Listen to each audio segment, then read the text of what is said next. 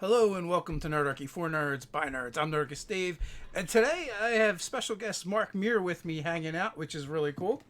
How are you doing today, sir? I'm well, Dave. Thanks for having me. So you're an actor and a voice actor, and I was going to like ramble off your credits, but it's like super long. You've done Oh, a sure. lot of Yeah. stuff. I've done a fair bit of stuff, sure. The big one is Mass Effect, the Mass Effect trilogy. So, Yeah, yes, I've done many characters, but Commander Shepard is nearest and dearest because he paid the most of my mortgage. there you go. You've also been involved in Dragon Age, hmm Neverwinter's Night. So hmm some things that our audience would probably be close to their hearts as well. Yes, I have been involved in the video games and got my start playing Dungeons and Dragons based video games. That was my very first voice work for BioWare way back in the day, and subsequently with Beamdog when they did the enhanced editions of Baldur's Gate and all those games. Nice. So I met you in England at D&D in a castle. Um, Mhm. so were you a voice actor first or a nerd first? Which fed which? Oh, definitely a nerd first. In fact, I would say Dungeons and Dragons was my first acting work, my first acting experience. I went to school in a very small town in rural Canada, and we did not have a drama program.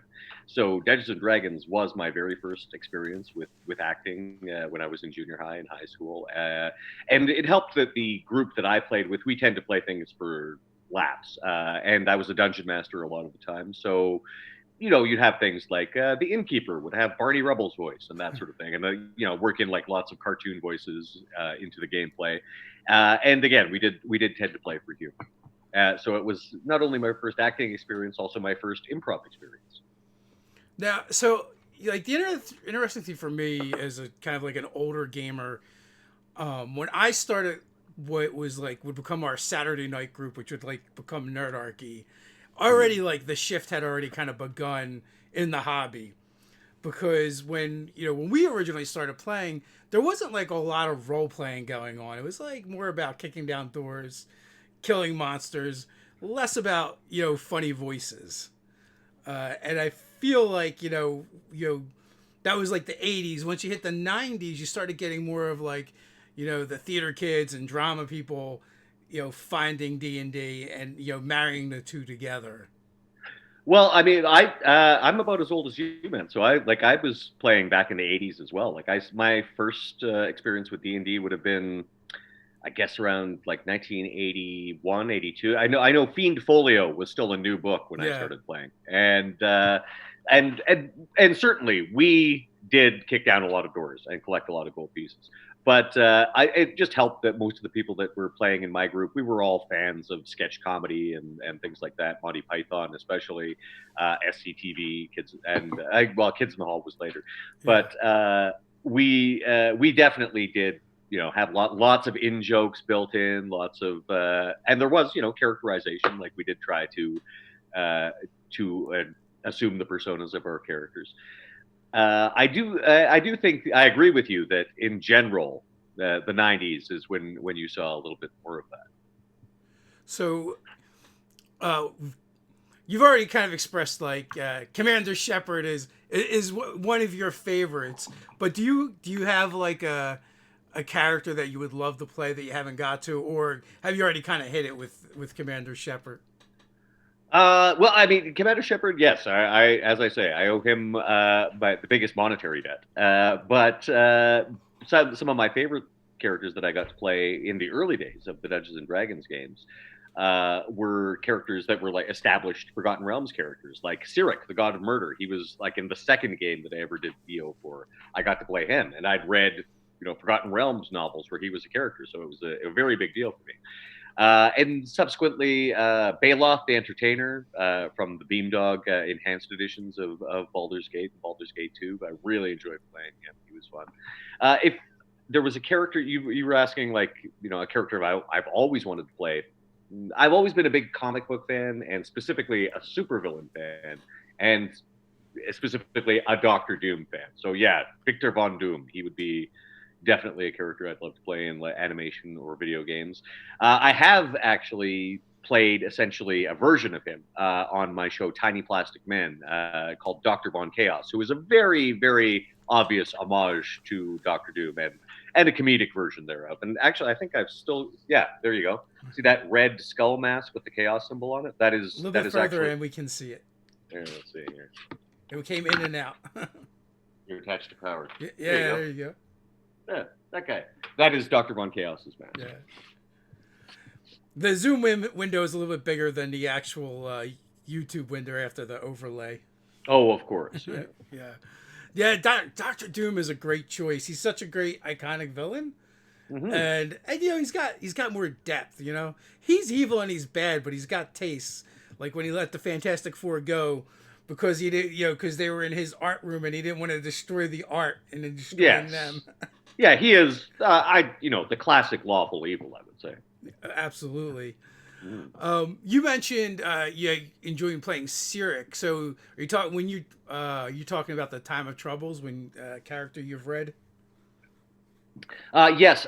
So in Baldur's Gate 2, Cyric already was a god at that point, so it was post Time of Troubles, and he just appeared in a brief scene, but I got to play him, so that was fun.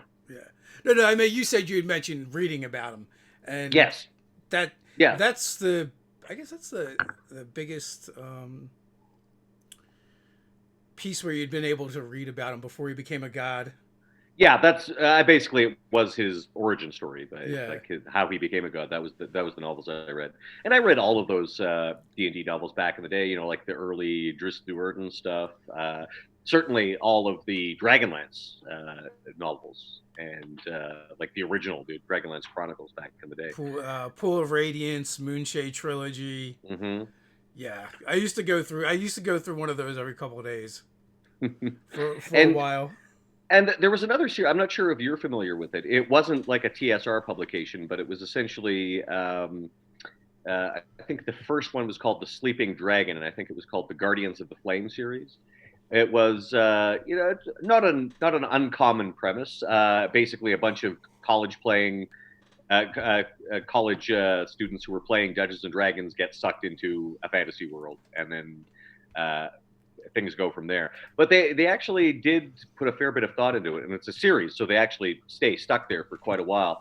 And one of the characters is an engineering student who's actually quite brilliant, and he ends up losing his magic powers, but he retains all of his knowledge from the other world. So he essentially invents gunpowder in that world, and a bunch of other things, and they end up actually substantially changing the society that they've found themselves in.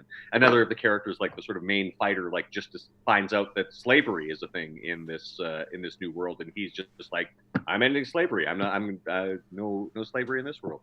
And so yeah, they radically change this fantasy world over the course of many years that they come into, and you end up actually following one of the original character's sons throughout. Nice. I'm not familiar with it. I enjoyed it. I'll have to put it on the list. What's it called? I think the series is called the Guardians of the Flame series. The first one is called The Sleeping Dragon. Okay, I'll have to I'll have to look into that. So, are you getting a lot of gaming in during the lockdown? All kinds of gaming. I've got a Dungeons and Dragons campaign that runs twice a week, and again, this is with the British and New Zealand folks that I do the Call of Cthulhu LARP with, and the same guys that I do some of the same people I do the campaign, the online campaign with. So we've got that twice a week. Again, as mentioned, the Call of Cthulhu game, which has just started up. I don't know if this is going to be an ongoing, but we're in the midst of that right now.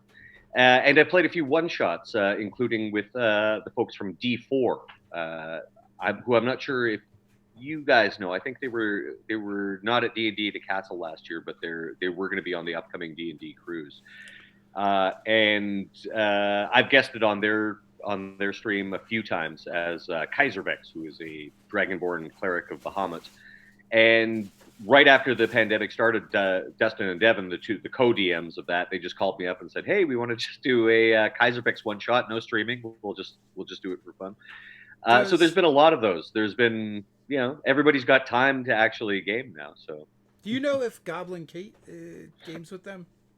Yes, that's Goblin Kate's group. Okay, yeah, okay. I wasn't positive I've been gaming with her on Saturdays, and some of the other D4 folks I brushed up against Hmm. at Gamehole Con, I believe. I think Yes, they were there this year. Yeah. some of them were in the role play roulette that Satine had run, and I had been in that Hmm. game as well. I think one of them was.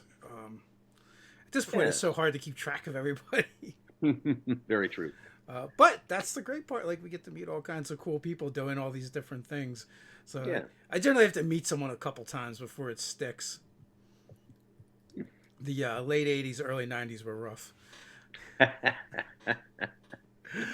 As they can be. As as they they can can be. be. So New Zealand is a tough time zone for us anyway here on the East Coast. I don't. Are you on the East or West Coast? I'm in over by the Rockies, so I'm in Mountain Time Zone. Okay.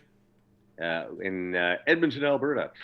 So yeah, our he's actually the DM of our Dungeons and Dragons group, Darren. He actually has to get up at I think 7 in the morning. So he's playing D&D at 7 in the morning. I'm playing it just after noon, and it's evening for the folks in the UK. Yeah. So this past Gen Con, you were in a game with Ted and Satine. I know you guys got the game together, and then you and Ted did some mini painting at the castle together. Yes, yeah. It was a fun, really fun game. Just a hotel room game that Satine ran, and Ted was there. Scraticus too, I think he Yes. was involved in that game, and yeah, we had a blast. And I really enjoyed the miniature painting workshop that V ran at D&D the Castle. That was great. I've had tons of time for painting miniatures during all of this. So yeah, I've sort of finally started putting some paint on the mountain of gray plastic, that's in my basement downstairs. Oh, they some bones. I do have some bones. Yeah, I think this is a bones actually. The thing I was just painting. It's a little Cthulhu idol. I know, like Ted keeps backing them as they come out, and he's like trying to catch up and get the ones painted that he's already. I'm not much of a mini painter myself. Matter of fact, it was at Origins a couple years ago that I actually painted my first mini as a Oh yes. guest for a Realmsmith. Just totally not my thing. I always painted back in the day, like in the '80s, and more recently I got back into it. But of course I had the nasty shock of like, oh yes, I used to be quite good at this, and then started it up again and realized, oh, the last time I did this, I had teenage eyes, not middle-aged eyes. You need So I I do have one of these things, the old magnifying glass with the clip where you can put the figure in, and Oh then yeah, yeah, so yeah. that's actually probably better. I was gonna say you need the hood. Oh, the hood, yeah. This one works out pretty well for me. Yeah, absolutely. Mhm. Yeah, I just never really got into it. I was so happy in third edition when it came out the pre-painted plastic minis. I do have a fair number of those because, again, there's only Time. so much time, yeah. Yeah. And usually, even the pre-painted ones, you touch them up a bit, you give it a little black wash, and they look, on the table, they look as good as anything else. Plus, when you want to field like 20 orcs, that and their Yeah, chieftain, and plus some wargs, that's a lot of stuff to paint. it's very true. It's very true. And also, the characters, if they're orcs, the characters are probably going to carve through them really quickly. You don't have like, it took me 3 hours to paint that 8 hit point orc that you killed in one round. So yeah. Yeah, yeah, it's like an hour per hit point. Uh, but I guess for set pieces and stuff like that, for the big bads, it's always kind of cool to have something unique and custom. I know Yes. Ted loves Hero Forge for that purpose. Yes, I've employed some Hero Forge stuff myself. Which but now they have. Did you see their last Kickstarter where they have the 3D printed colored minis?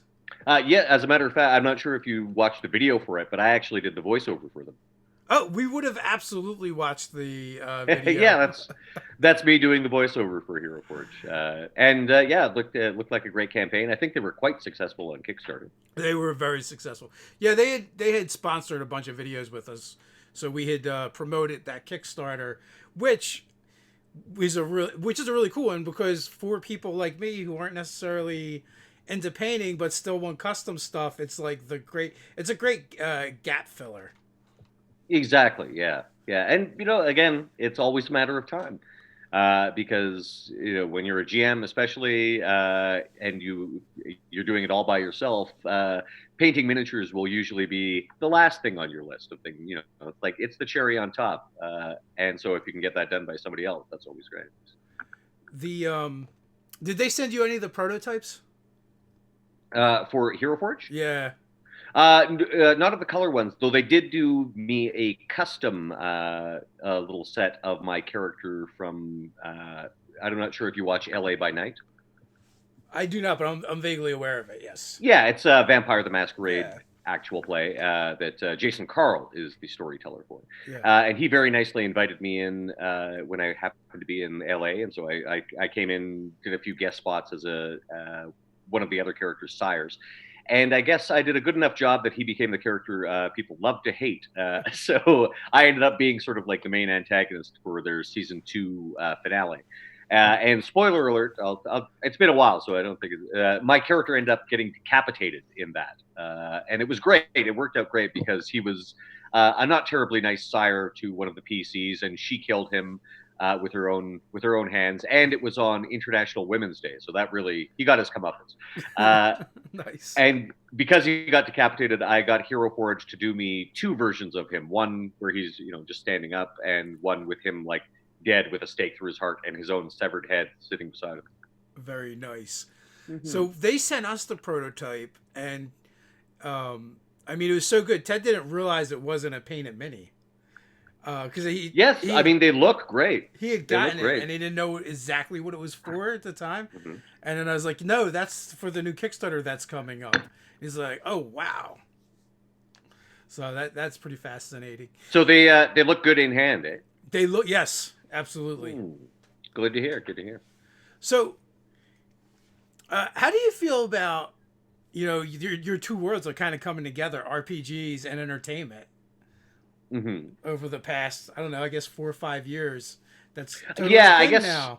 I think you can largely credit that to the success of Critical Role in groups like that, and just the confluence of events where it was a perfect storm, really, because you had the growing popularity of streaming groups like Critical Role and whatnot, and then just as part of the cultural zeitgeist, Stranger Things, like, just brought D&D, put a spotlight back on D&D, and a bunch of other things just happened, and it all just seemed to come together. Now, have you had the pleasure of going to any of the D&D live events? I have not yet. I've had the chance to go to 2. I went to the Waterdeep one in 2018 with the folks from Beamdog, and I also went in last year to the Avernus one in 2019, and they were both just fantastic. Especially, the Waterdeep one, especially because they built such an immersive environment. They'd actually built like a square in the middle of Waterdeep with one of the walking statues' feet coming through the ceiling, and it was just so great. And the yawning portal in one corner of the room, the yawning portal had essentially been built. I was able to, that's where I was stationed with the Beamdog guys. I was basically just hanging out in the yawning portal with Elminster, with Ed Greenwood dressed as Elminster. So yeah, that was the first time I met Ed, and I was overjoyed because I grew up reading his stuff in Dragon Magazine, and of course he's the creator of the realm. So yeah, it was a real thrill. Yeah, I imagine that would be a lot of fun, and Ed Greenwood really is Elminster, or Elminster is Ed Greenwood. Mm-hmm. I got his card. I got his business card, which apparently can be used as a get out of death free card. He said it's accepted at most gaming tables, but I'll never part with it. Oh yeah, because if you have to turn it over, sure. Yeah, well, if you turn it over, then the DM has it. Like, no, I'm keeping that. Yeah, that makes sense. Absolutely. Yeah, I've seen a couple of streams, not streams, but panels with him, and where the other panelists kind of rib him over the loss of Forgotten Realms or the turning over to Forgotten Realms, because it was probably such a bad deal at the time. Oh, right, in the mid '80s or whatever. Yeah, when he initially sold it, and now look at what the Forgotten Realms has become. Well, true, but in some ways, I think Ed likes it that way because I guess he's never actually been a full employee of TSR. He's always just Yeah. been a contractor. And of course, I knew Ed was Canadian, but I didn't realize he still lived in Canada. And he's never lived in the States. He's always just like, gone down there occasionally when he needs to. Is he like a And librarian somewheres? he is, yeah. He's got a government library job, and he likes it that way. He's got his pension, and he's got his health care and everything.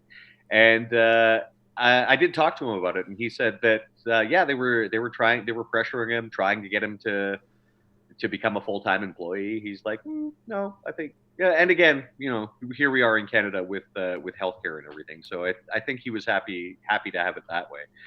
But I do recall him saying that at one point, some lawyer, whether it was for TSR or Wizards, talked to him and was baffled at the fact that they had allowed someone who wasn't actually a full-time employee to be the creator of the reality where their game was set, like their main campaign setting.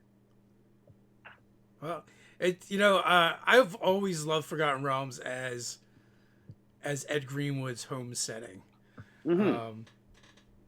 But typically I don't really care for generic fantasy settings. At that point, like, our group is always just like, well, we'll just play our own thing for the most part. We've always been drawn to, if it's an official setting, more like Dark Sun or Planescape or, Eberron, where it's like really far away from your generic fantasy.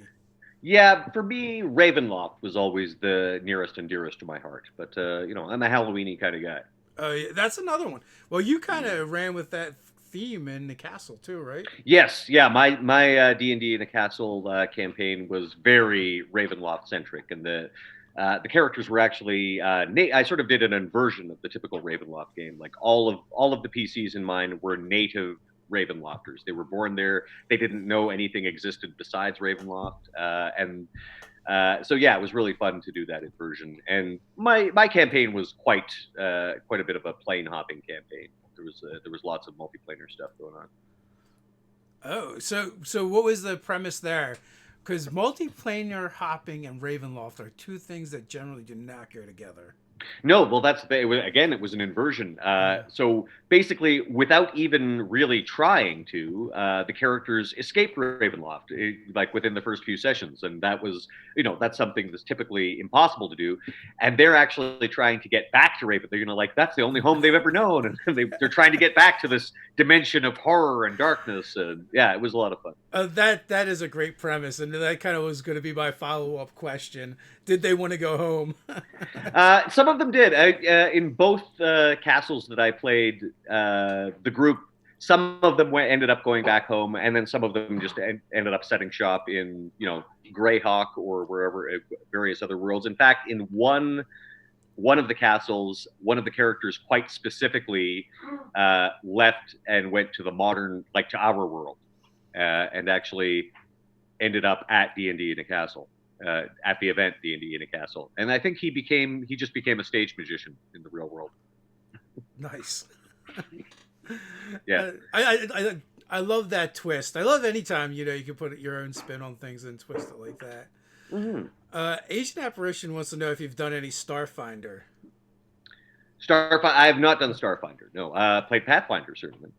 But I did just last week. I guested in a D20 Mass Effect game.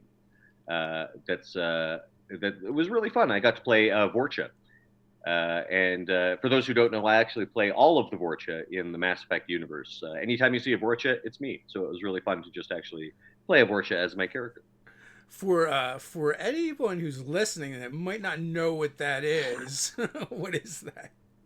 Oh, Vorcha, they could be generously described as space orcs. Okay. Yeah, they're very monstrous looking, usually fairly violent aliens. And as I say, there's a few of them within the games, and I play all of them. So I'm the entire species. Nice. The collective. Yes. I'm a terrible nerd when it comes to video games. I really don't video game. I got married early and had kids relatively early, so there wouldn't be any time for anything else in my life if I started getting into video games. Oh yeah, if you're gonna throw that in on top of RPGs and whatnot, then yeah, yeah. Yeah, so something had to give. I mean, I used to play like Warcraft and StarCraft, the real time strategy games, not the MMOs. Mhm. And that's probably where I kind of cut off. Yeah, I remember playing a lot of Warcraft back in the day. You know, like just building the orc village, that kind of thing. And yeah, I logged many hours on that. Many more hours than I ever played the actual game. You know, the Yeah. modern day Warcraft. Yeah. How much time did you spend playing the games that you voiced? Or is that I weird? did. Well, sure, it's a little weird, but I'm used to it by now. And of course, you know, I do sketch comedy and various other Yeah. things, so I'm used to having to watch myself and listen to my own voice and edit sketches and that sort of thing. So a lot of people say, "Oh, I can't watch myself." It's like I kind of have to if I'm going to be the one editing stuff. So yeah, I am used to it, and I did do complete playthroughs of Mass Effect 1 and 2, just to make sure, you know, like I did the game, and then before we did the next one, I would play it. And then I haven't done a complete playthrough of 3, but that's just because there was no deadline to finish it before we did the next one. Gotcha. That makes sense. Mm-hmm. I definitely, I used to edit all of our videos, and nothing fills you with self-loathing than having to edit yourself over and over again. Yeah, Listen to your no, own it's true. voice. It's true. And so you know, I certainly have played the games that I'm in, but there's some games that I put a lot of hours, like Fallout 4. I easily spent over 1,000 hours on that, and I know that because it keeps track, and Yeah, I wish it didn't. Uh, and that was mostly settlement building. I really got into that. that's funny. It keeps track, and it's like it should give you like little pop up reminders. Go outside, self care, True. get air, something. So do you what is your favorite genre? Whether it's voice acting, RPGs, whatever. Oh, like the specific genre of acting as opposed to like fantasy or sci-fi. No, genres of yeah, that kind of genre, fantasy, sci-fi. You're playing horror later today. That's true. I've always been a big horror fan, and so even you know, and if you gave me the straight choice between fantasy or sci-fi, I do actually tend to lean a little more towards fantasy. Superhero stuff I really enjoy. I've always been a comic book fan. And superhero stuff is great because it's basically all genres at once. It's fantasy and sci-fi, and it can be horror as well. But yeah, I mean, growing up, it was a pretty even split, but I probably leaned a little more towards fantasy. And if you're talking about genres of acting, voiceover is great. I love voiceover, of course, and it tends to pay very well. But I could never give up live performance. Even though I'm currently being forced to because of this worldwide pandemic, Yeah, because all live shows are canceled. that is true. Yeah, Mm-hmm. you do a like a Lovecraft Cthulhu one man show, right? Yes, I was just doing it before all of this hit. It's called Fear and Loathing and Lovecraft, and it's basically best described as Hunter S. Thompson meets H.P. Lovecraft. I based it on a novel called The Damned Highway by Brian Keene and Nick Mamatas. And as you mentioned, it is a one-man show. I was just doing it down at Dad's Garage Theater in Atlanta, where I also do improvised Dungeons and Dragons. And basically, I just got back from a trip there, and then everything locked down. So I'm glad I was home when this happened, at least. You didn't get trapped here. I didn't get trapped in Atlanta, but well, Atlanta's a pretty good place to be trapped in. I love Atlanta, but Yeah, I'm glad I was home. they probably don't take your health insurance there though.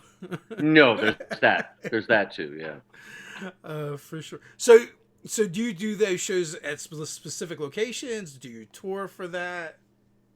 I've done that one now. Let's see. I've done it at fringe festivals. I know the folks at Dad's Garage, so they very kindly invited me to do it there. And I was planning on being the dungeon master for improvised Dungeons and Dragons anyway. So it was sort of like, well, I'll be there anyway. And I've taken the trouble of memorizing this show. I've got it in my head. I could just do it.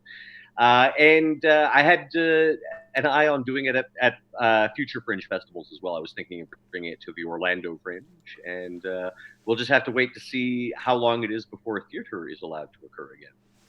Because even if Broadway is closed, everywhere else is likely to be closed too. Yeah, it's all shut down.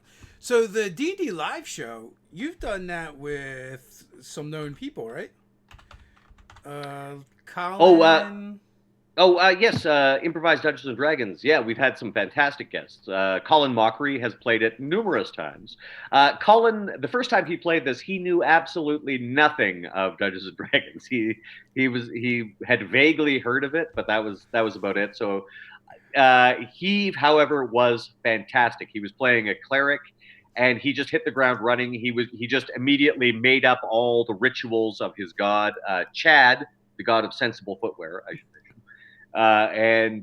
He just made up all the sayings and the teachings of his god. And subsequently, he's played that character again. He's actually has continuity because he's played him both in Edmonton and in Atlanta. Brother Bartholomew is always welcome in any party. He's great. Also, Henry Zabrowski from Your Pretty Face is Going to Hell and Last Podcast on the Left. He was also fantastic. I played with him at Dad's Garage. And Henry actually played the character that he played when he was a kid. Like he managed to get the character sheet from when he was in junior high or whatever, and he just played his old character in the show. So it was a lot of fun. That's a pretty impressive feat alone. Yes. Summoning up that old character sheet. I was impressed. So these are live events, but is there any place people could watch them online, maybe? Yeah, I believe that Dad's Garage, because of the social distancing, Dad's Garage Theater has actually moved all of their programming online, and they have been doing streams of past shows. I know the Improvised Dungeons and Dragons show was streamed. It's got to be like 3 weeks ago now, but I think it is still available on the Dad's Garage Twitch channel. So if you look up Dad's Garage Theater and their Twitch, you should be able to find it with some digging around. For the most part, they're usually not taped. It's a live theater experience. But thankfully, we had a fellow named John Hudgens he just happened to be doing a documentary about improv when I was in town for DragonCon, and he asked if he could come to the D&D show just to get some B-roll because he was interviewing me the next day. Mm-hmm. He ended up liking the show so much that he just stuck around and filmed the whole thing, and that's why we have that footage. We didn't intend to shoot the show. He just happened to be there. So thank you to John Hudgens for that. Hey, however it works, it happened. Mm-hmm. That's the important thing. Exactly. Nice. I will put a link in the pinned post for people so you'll be able to find it and check that out at your leisure. Plus, people might not be able to make it to Atlanta as well. Yeah, well, especially not now, but in general. Yeah, we'll see. We will see. So for the future, hopefully we'll be doing some more Improvised Dungeons and Dragons. I did manage to extend an invitation to Mr. Matt Mercer, and he seemed interested. And we'll see if scheduling ever smiles upon us. Matt will always say yes because he's super nice. Because he's a very nice man. And then he has to consult with his handler to see if that matches up with reality. Well, yeah, the best of intentions, but the schedule rules. So we'll see. Nice. That would be super cool. There was I think the first PAX Unplugged, him and a couple other folks did like an improv D&D panel, and it was a lot of fun. So you have a group that you play with online, in Britain and New Zealand, you're saying. Yes. You guys game a lot together? Is this your standard group?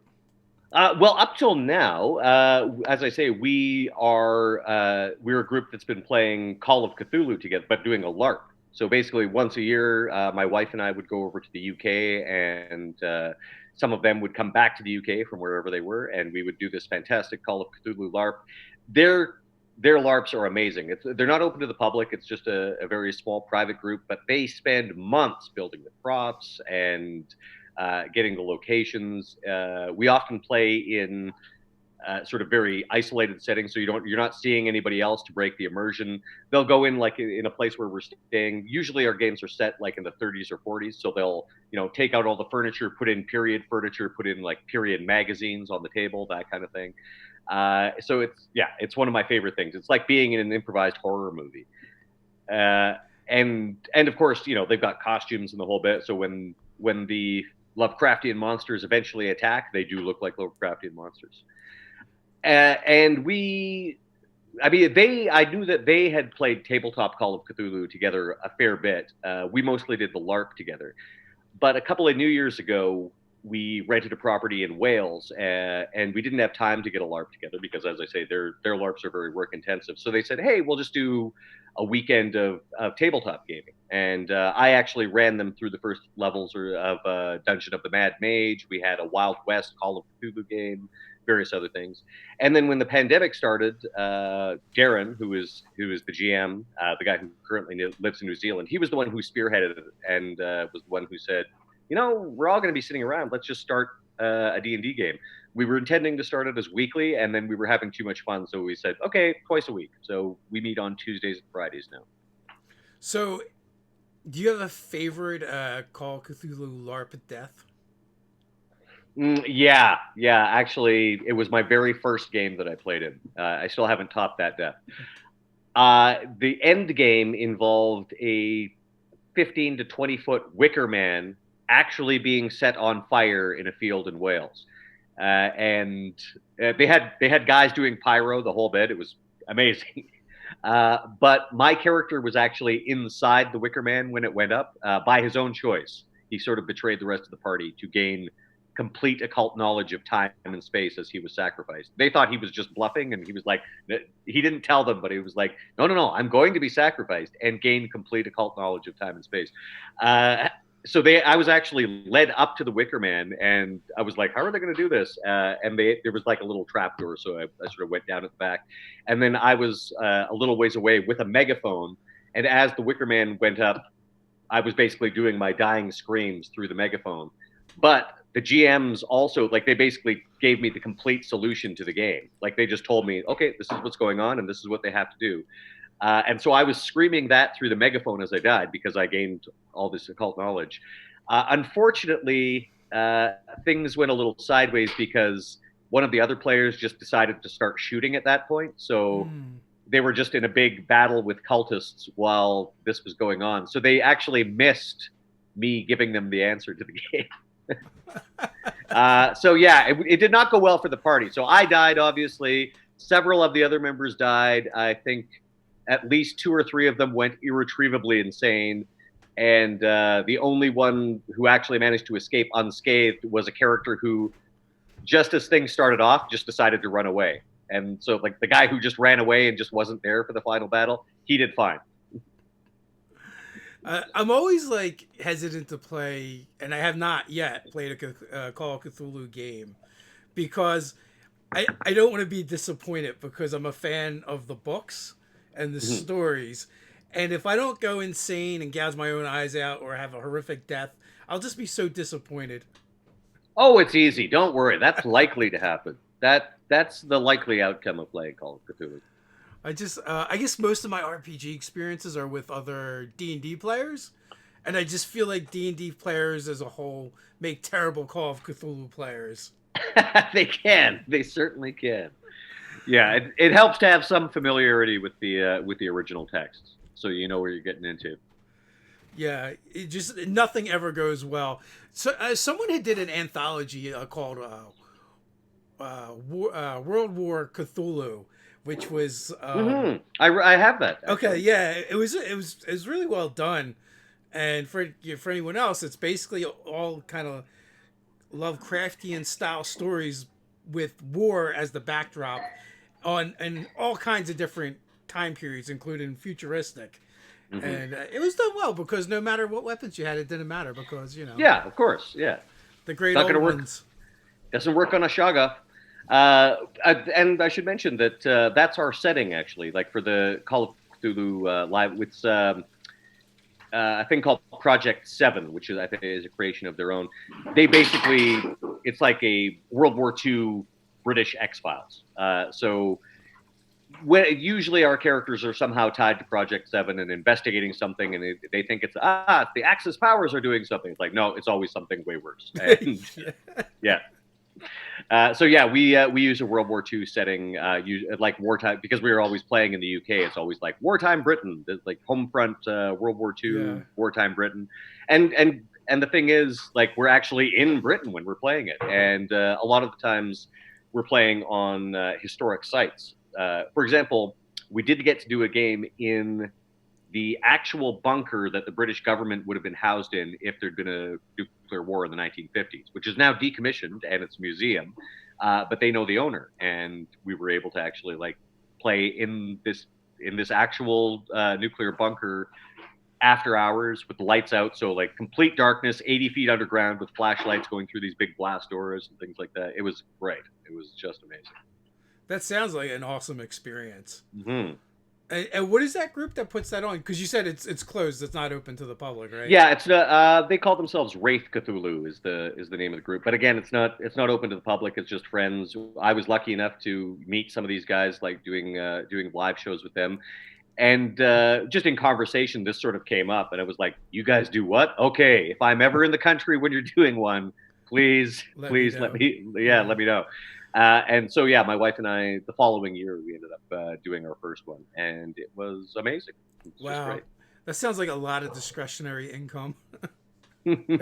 Well, we basically all kick in. Nobody actually makes any money doing this. Yeah. Like we all kick in for our money for the weekend, and then that all just goes to renting the property, buying food for everybody for the weekend. That's the other thing.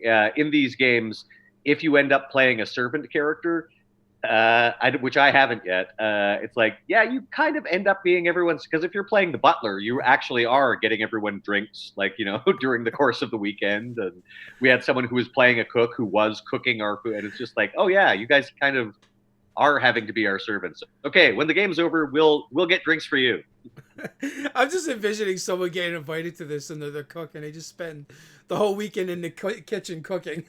Yeah, no, it's never the PCs who end up doing that. It's people who are playing NPCs. Gotcha. So yeah, but for the most part, yeah, it's people who have volunteered for that duty. But like I say, we usually have the property for the whole weekend. So after the game is finished, we make sure that they are the ones who get to put their feet up. Were you a LARPer prior to this event? No, not really. No, I hadn't done much LARP. I'd played a lot of tabletop and done a lot of been hired to be like a roping performer and things like that. But I hadn't really done a LARP until I did my first one of these. And I guess that would have been back in 2008 was the first time I did a Wraith Cthulhu. And after I'd done my first one, I was like, there was no looking back. I immediately, bought several characters worth of LARP kit and things like that. So yeah, it was great. Yes. And I must say that like these games are a lot easier on a middle-aged fellow like myself than a fantasy LARP would be, because you're not having to like sleep in the woods in a tent. It's like you're staying in a nice manor house and you're wearing a nice suit and a fedora, and you get brought brandy by the butler, and yeah, it's a much more relaxed LARP environment. Although you will occasionally be chased through the woods by a star spawn of Cthulhu at 3 a.m. But them's the breaks. These things happen. Yeah, Our original D&D group, like half of us were tabletop RPGers and the other half were LARPers. And so from that, like a saying at our table was kind of spawned, because the LARPers would like one of their sayings, and one of the reasons why they kind of liked LARP over tabletop role-playing games was they had this saying, good idea, bad roll. And so our counter to that was the dice no.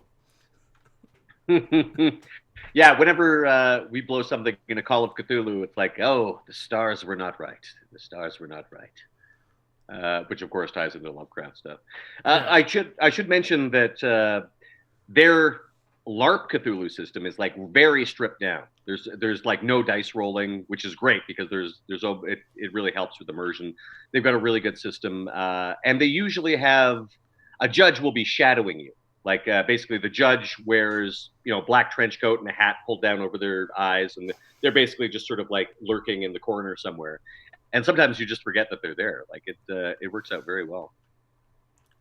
So most of our audience are D&D players. Hmm. You want to impart any wisdom or advice or tips for adding voices to your characters?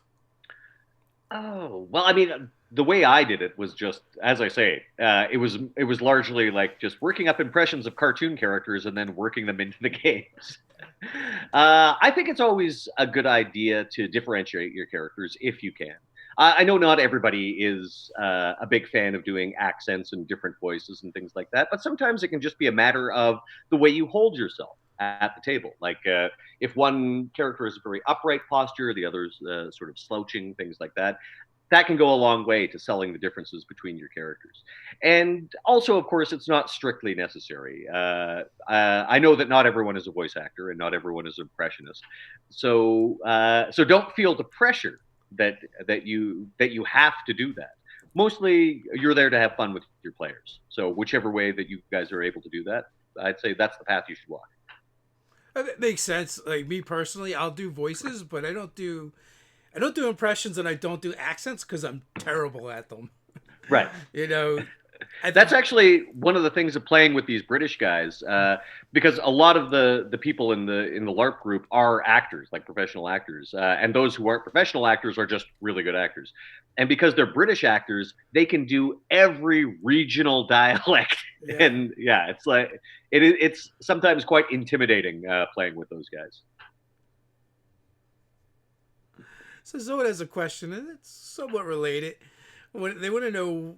And Kelly 19 wants to know, what do you do if you have a character that doesn't speak? I have a Kenku. Ah, Kenku. Well, Kenkus do speak. They just sort of repeat Yeah. back phrases that they've heard before. Interesting. I've never played a Kenku myself, uh, though I do have some friends who are quite fond of the avian player races. So yeah, I don't have any experience with a Kenku myself, but a Kenku actually would be a perfect excuse to work in a bunch of impressions because they would theoretically exactly imitate whatever they'd heard. So they would just be they're almost like a catchphrase machine.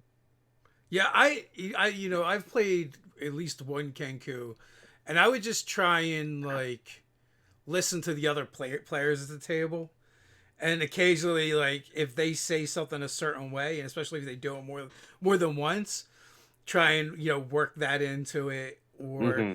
and Yeah. and and then obviously you can just say like I say this in player this player's voice, to get across. Also, the cool thing about Kenku is it's not always just like voices too. Like sometimes it's just sound effects. Like so for money, Hmm. instead of saying coins or something, they just might make a ching ching sound or something. The Yeah. sound of coins clanking. Yeah. They could. Yeah. Do you remember the old Police Academy movies? Yes. Yeah. So a Kenku could just be like that dude who made all the sound effects. Yeah, literally how I envision them. Hmm. And if not, it should be canon now. Yes, I think so. I think so. But yeah. So and again, also you don't have to always like you said, you don't actually speak or do an impression. You could just say I'm doing it Yeah. this way. Yes, exactly. Yeah. That again, one should never feel the pressure to perform. If one wishes to perform, then go ahead. But that's not what D&D is about necessarily. It's more about having fun.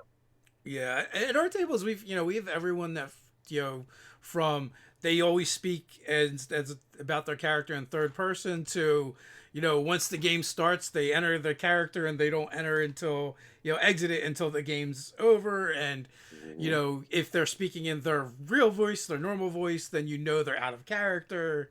Mhm. And so so there's all types and there's different ways to enjoy the game. Sometimes there's a puppet. Sometimes there is a puppet. Eh? Have you used the puppet for any of your characters? I'm using this guy in the Dungeons and Dragons game that I play currently for the Dragonborn.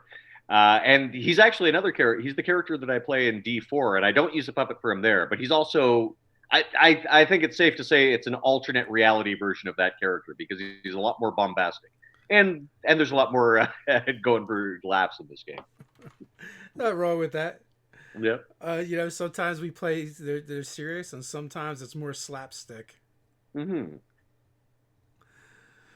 So there's a question from AJCF. What do you think the classes, subclasses would be for some of your most beloved voiced characters? Oh, okay. Well, I mean, Commander Shepard, for example, Commander Shepard, of course, is unique in that you can make him whatever you want to be. So you could go, uh, you could, yeah. If he was a biotic focused character, probably you'd go sorcerer for that. I would think. And then if he's just a straight up soldier, then fighter. Let's see. But I do know the classes of some of the characters I played because they're literal Dungeons and Dragons characters. So Bayloth the Entertainer from the Baldur's Gate Enhanced editions, I know he is a Drow sorcerer, at a fairly high level. Let's see. Rasad is a monk, a Soul Sun monk, or Sun Soul monk. Let's see. Volkhiln is. I don't know if they've redone. Have they redone Scald for the fifth edition yet?